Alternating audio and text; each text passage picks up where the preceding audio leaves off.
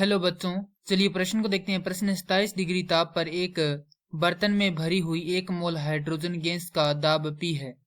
उसी आयतन के दूसरे बर्तन में 127 डिग्री ताप पर 1 मोल हीलियम गैस भरी है, इसका दाब होगा। तो प्रश्न को आगे हल करें उससे पहले जो प्रश्न की मुख्य अवधारणा है उस पर विचार करते हैं।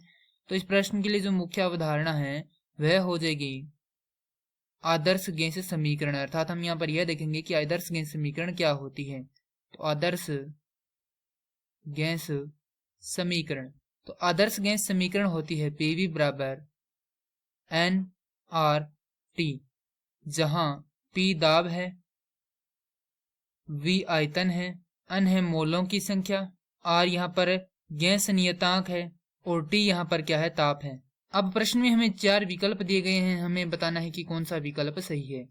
तो हमें यहाँ पर ताप दिया गया है 27 डिग्री, तो उसे मान लेते हैं T1 बराबर है कितना, 27 डिग्री।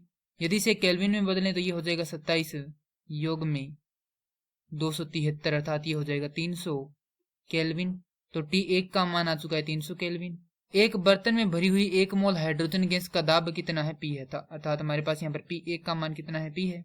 उसी आयतन के दूसरे बर्तन में 127 डिग्री ताप पर, तो यहाँ पर T2 का मान कितना है, 127 डिग्री। केल्विन में बदलेंगे तो 127 योग में 273, तो ये हो जाएगा 400 केल्विन। ताप पर 1 मोल हीलियम गैस भरी है, इसका दाब होगा। तो P2 का मान हमें ज्ञात करना है।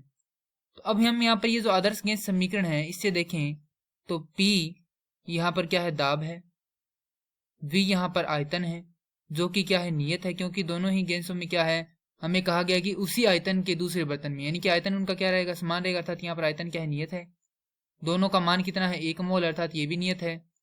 गैस नियतांक ये तो नियत होता ही है।